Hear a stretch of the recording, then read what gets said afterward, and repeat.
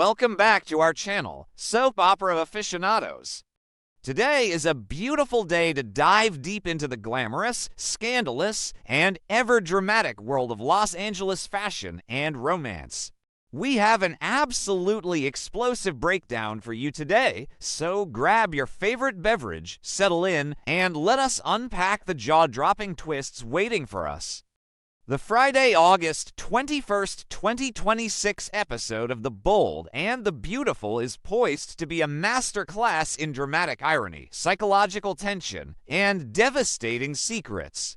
As the dust barely settles from the catastrophic corporate wars between Forrester Creations and Logan, the personal lives of our favorite characters are unraveling at a breathtaking, terrifying pace. The atmosphere in Los Angeles is currently thick with unspoken truths, fragile reconciliations, and the kind of suffocating guilt that can only lead to an inevitable, spectacular explosion. Today, we are looking at a canvas painted with deception, where every smile hides a devastating secret, and every chance encounter threatens to ignite a powder keg of unresolved trauma and bitter rivalries. Let us begin with the heart-wrenching, emotionally exhausting journey of Daphne Rose Walton. Following the utterly devastating diagnosis of premature menopause and severe infertility delivered by Dr. Lee Finnegan, Daphne was plunged into a functional depression so profound that she believed the only way to save her husband, Carter Walton, was to leave him entirely. She packed her bags, fled to the airport, and fully intended to board a flight to Paris, convinced that her absence would allow Carter to fulfill his lifelong dream of having a biological family. However, in a beautiful, tear-jerking twist of fate, Daphne experienced a sudden, overwhelming epiphany before she ever stepped foot on that plane.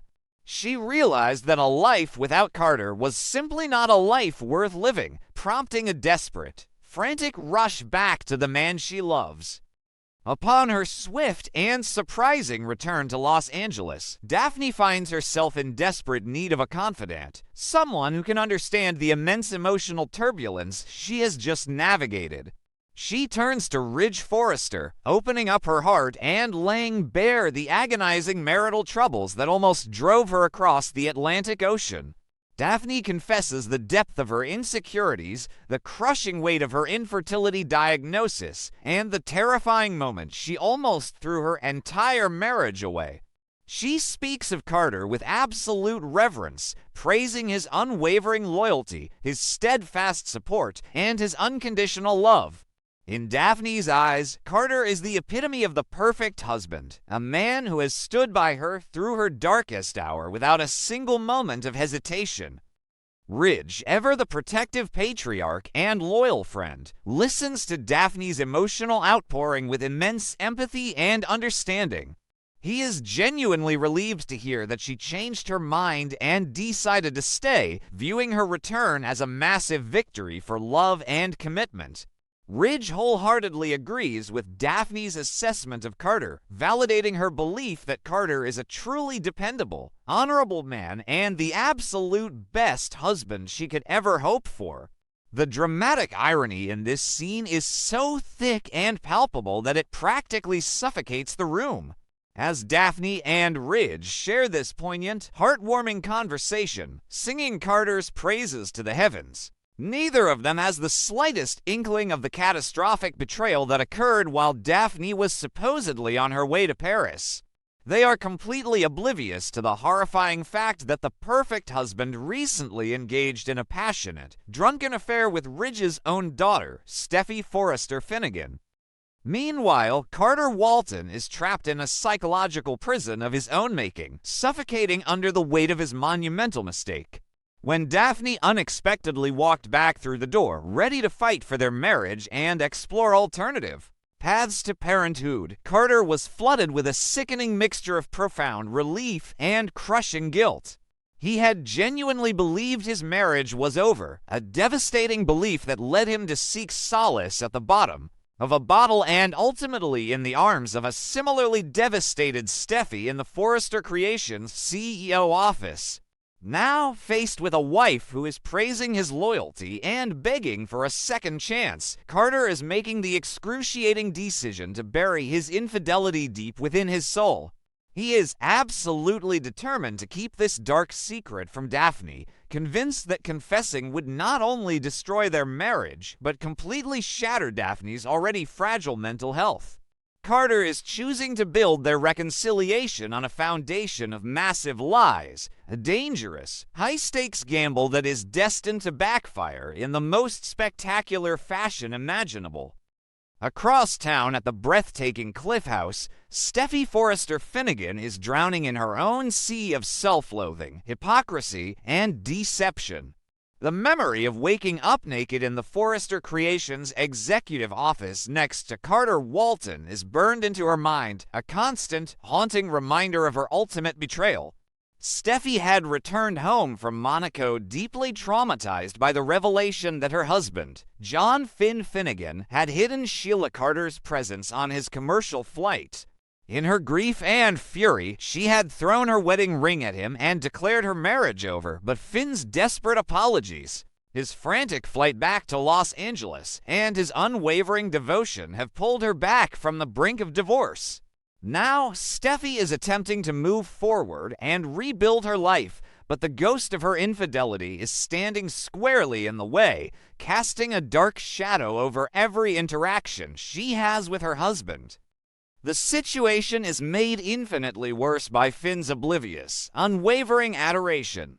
Consumed by his own guilt over the Monaco disaster and his failure to protect his wife from his biological mother, Finn has been overcompensating by placing Steffy on an impossibly high pedestal. He continuously praises her honesty, her purity, and her unwavering moral compass, completely unaware that his words are acting as a form of psychological torture. Every single time Finn looks at her with those trusting, adoring eyes, Steffy feels a physical pang of sickness in her stomach. She was on the absolute verge of confessing the truth to him. The words were right on the tip of her tongue. She felt the overwhelming, desperate urge to cleanse her conscience, to beg for his forgiveness, and to admit that she sought physical comfort in the arms of another man when she thought their marriage was beyond repair. But at the very last second, Steffy chickened out. The sheer terror of losing her family, of destroying the beautiful life she has built with Finn, Hayes, and Kelly, paralyzed her vocal cords. She looked at Finn's hopeful, desperate face and simply could not deliver the fatal blow that would shatter his world. Instead, she chose the cowardly path of silence, hypocritically accepting his apologies for his secrets while harboring a far more destructive, marriage-ending secret of her own. Now, Steffy and Carter are bound by a desperate, toxic pact to take their indiscretion to the grave. But as longtime viewers of the bold and the beautiful know all too well, secrets of this magnitude never stay buried forever in Los Angeles. The guilt is eating Steffy alive from the inside out, manifesting in a palpable, nervous energy that she can barely conceal from those closest to her. Finn, despite his blind devotion and trusting nature, is a doctor and a highly observant husband. He can sense that something is profoundly wrong with Steffy. He notices the way she flinches slightly at his touch, the distant, haunted look in her eyes, and the heavy, unspoken burden she seems to be carrying on her shoulders. However, Finn's own recent mistakes have completely clouded his judgment. Because of the lingering trauma from their disastrous trip to Europe, Finn mistakenly assumes that Steffy's intense stress and emotional withdrawal are entirely related to his biological mother, Sheila Carter. He genuinely believes Steffy is simply struggling to process the ongoing threat Sheila poses to their family's safety and the trauma of their confrontation on the Monaco beach. This tragic misunderstanding sets the stage for a monumental marital crisis that could alter the fabric of the show forever. Finn is fighting the wrong battle, attempting to reassure Steffy about Sheila while the real, imminent threat to their marriage is the explosive secret she shares with Carter Walton. This begs the ultimate, terrifying question. Is this the definitive end of the SINN relationship? How many times can Steffi cross the ultimate line and expect to be forgiven? She has a long, highly complicated history of infidelity from Liam Spencer to Bill Spencer and now Carter. While Finn has graciously forgiven her past transgressions, this betrayal cuts infinitely deeper because it happened at a time when Finn was desperately trying to save their union. Or rather, when Finn inevitably discovers the horrifying truth, the fallout will be absolutely apocalyptic, potentially destroying multiple families in its wake. While the older generation navigates their incredibly tangled webs of deceit and infidelity, the younger generation is preparing for a volcanic collision of their own. The setting for this impending disaster is the infamous Bikini Bar, a location that has recently been the site of massive brawls, bitter breakups, and shifting romantic alliances. Will Spencer, still reeling from the spectacular, heartbreaking implosion of his relationship with Elektra Forrester, is desperately attempting to numb his pain and move forward. Following his devastating realization that Elektra has permanently closed the door on their future together, aligning herself with her family and R.J. Forrester, Will has allowed himself to be pulled completely into the orbit of Melissa Dillon. Dillon, who has entirely shed her innocent good girl facade to reveal a highly calculating, ambitious, and opportunistic nature, has been waiting in the wings for this exact moment. She masterfully capitalized on Will's vulnerable, drunken state following his violent altercation with R.J. Forrester, offering him comfort that quickly escalated into a passionate, intimate night at the Spencer Beach House. Now, Dillon is fiercely determined to solidify her status as the new woman in the Spencer heir's life. She has convinced a reluctant Will to step out for a date at the Bikini Bar, hoping to publicly flaunt their newfound connection and prove to the world and to herself that she has successfully conquered the man she desires, despite the fierce opposition from Will's mother, Katie Logan Spencer, who has launched a full-scale investigation into Dillon's dark past. However, fate has a wicked, cruel sense of humor. On this very same evening, R.J. Forrester and Elektra Forrester have also decided to frequent the Bikini Bar to celebrate their own blossoming connection. R.J. has been strategically and ruthlessly capitalizing on the massive void left by Will's departure. He recently pitched a bold, innovative new youth demographic line to Forrester Creations and strategically proposed that Elektra be the face and lead visionary of the brand. By intertwining their corporate ambitions with his romantic desires, RJ is systematically cementing his claim on Elektra and locking Will out forever. Elektra, still horrified by Will's violent actions and deeply humiliated by his corporate deception regarding the Logan launch, has sought refuge in RJ's unwavering support, leading to passionate kisses and a romance that is quickly heating up. The exact moment these two rival couples lock eyes across the crowded, neon-lit room of the Bikini Bar, the atmosphere will instantly freeze, dropping the temperature to absolute zero. This is not just an awkward run-in between exes. This is a catastrophic collision of four individuals, carrying a massive amount of shared trauma, bitter corporate rivalries, and explosive, unresolved anger. The visual shock of seeing Will standing arm-in-arm with Dillon and Elektra intimately close to RJ will serve as a brutal, visceral reality check for everyone involved. The emotional wounds are still incredibly fresh, and the psychological scars from their recent battles are still actively bleeding. The tension between Will and RJ is particularly dangerous and highly volatile. Viewers will vividly remember the last time these two young men were in this exact establishment. Their bitter, testosterone-fueled rivalry over Elektra culminated in a violent physical brawl, instigated by RJ, but resulting in Will accidentally delivering a devastating, bone-crushing punch to the face of family patriarch Eric Forrester.